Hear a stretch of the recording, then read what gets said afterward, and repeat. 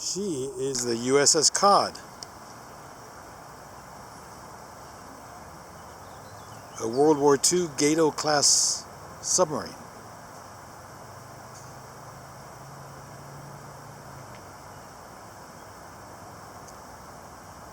She's parked here in Cleveland, and I'm going to go take a tour. USS Cod, let's go aboard. We'll go right in here and walk the length of the boat. So they've cut this access way through the deck plating.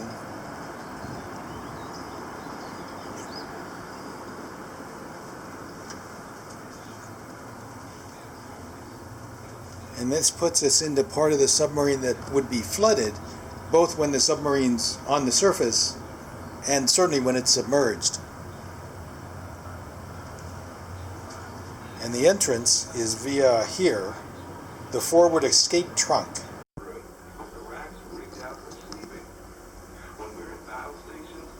So this is where I'm going to climb down into the pressure hull of the submarine.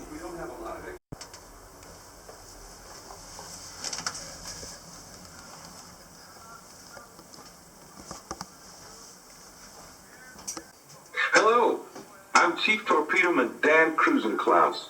You've laid below in naval language in the forward torpedo room. Look forward and you'll see Cod's 6 torpedo tubes, 3 starboard and 3 port. We leave our base with a fish, as we call them, in every tube, plus 10 reloads. Facing aft from the hatchway to the forward torpedo room to port is the officer's pantry. To starboard is a shower. Walking aft to port, this is the wardroom. This is where the officers would congregate for meetings, to study individually, to relax, and to eat. The enlisted sailors were not allowed to use this space. To starboard is junior officers' quarters. 3 bunks, a little wash basin, and some locker space for their clothing and personal equipment. Continuing aft, more junior officers' quarters. This one just has 2 bunks. The aft end of the wardroom. This phone here is to keep the captain continually involved and informed of what's going on. Phonograph and shortwave radio.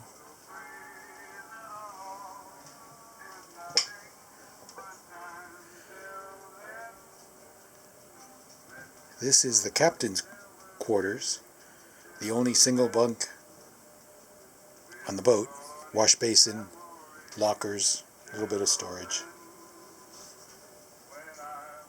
The executive officer shares his space with 2 other officers. Continuing aft,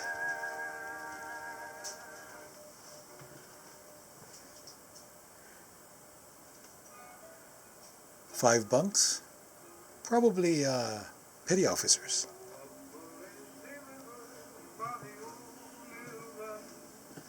This space here, just aft of the forward torpedo room, is called the forward battery room, because underneath the deck is a whole bunch of lead-acid batteries. Now we're going through a watertight hatch.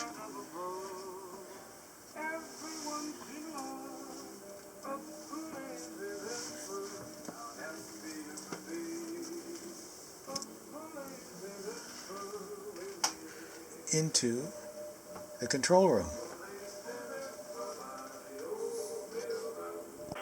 I'm Lieutenant Frank Kimball, Cod's diving officer, and this is the control room, the compartment that contains all the controls used to dive Cod, to maintain her depth under the sea, keep her level or trim, as we say, and when it's all clear, to come to the surface again. The levers that let in seawater for submerging are located port, or what we call the wet side.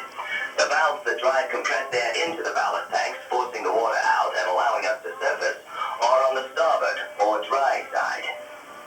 The Christmas tree, or indicator board, the black panel with red and green lights located forward on the port side bulkhead, clearly and quickly displays the status of all vents and hatches. A red light means a vent or hatch is still open. Green, that it is properly closed. A green board announcement from the crew member stationed at the Christmas tree means it is safe to submerge the boat. The large levers below the Christmas tree open ballast tank air vents, releasing the compressed air inside, which allows seawater to flood the tanks. The large brass wheels you see on the port side control the diving planes.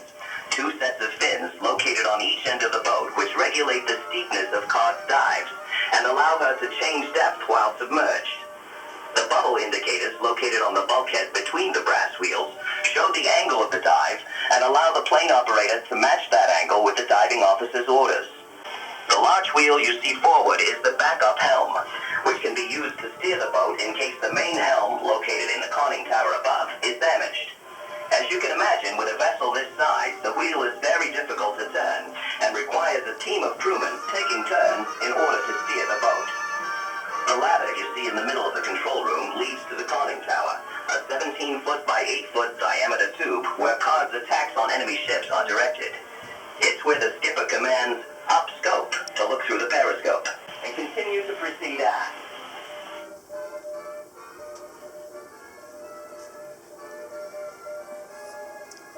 Now this hatch leads aft of the control room, and to port is the radio room.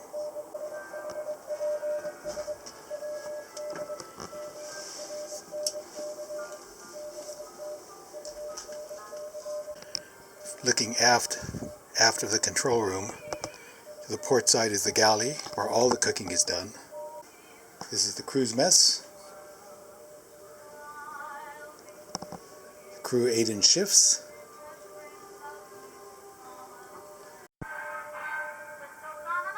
This is a typical menu. On Sunday, breakfast is canned peaches, hot oatmeal, steak and eggs, bread and butter, coffee, milk, cocoa. Dinner is roast turkey and giblet gravy, mashed potatoes, buttered peas and beets, chocolate layer cake, rolls, butter, coffee, tea. And supper, which sounds like lunch, grilled frankfurters, baked beans, relish, fruit jello, and sugar cookies, bread, butter, coffee, tea. Wow. Going aft of the mess is crew's quarters.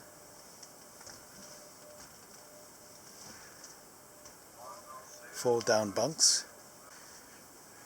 You'll notice this is not a watertight door, it's just to separate and provide privacy to the compartment.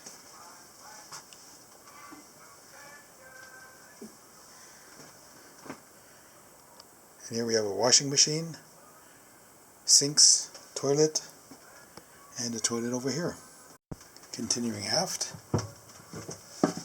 through a pressure door, we come to the engine room.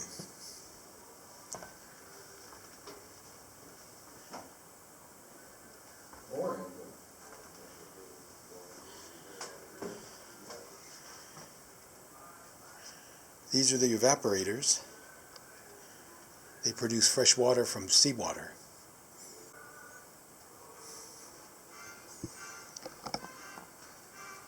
These are the engines that drive the boat on the surface and charge the ship's batteries.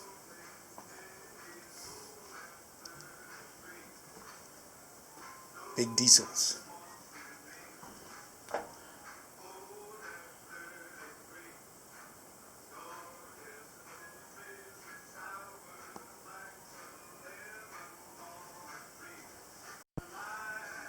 Heading aft from the engine room. This is the after engine room. And it's a second pair of two-stroke diesels. Heading aft of the after engine room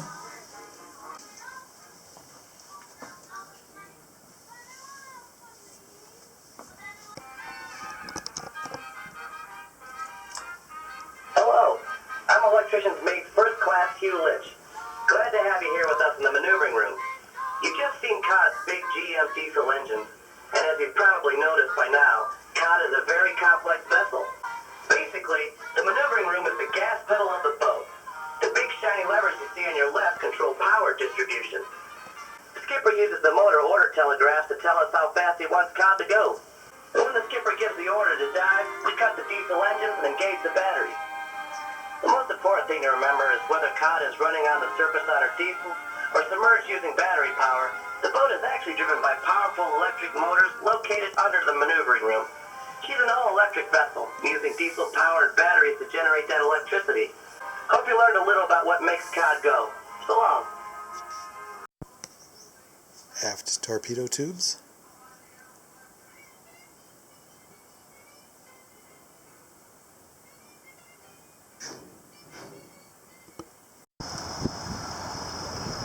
Rear of the boat looking forward.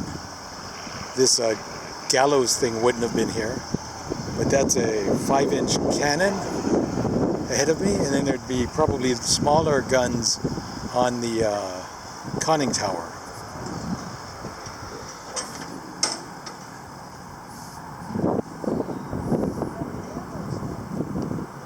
That's Lake Erie out there.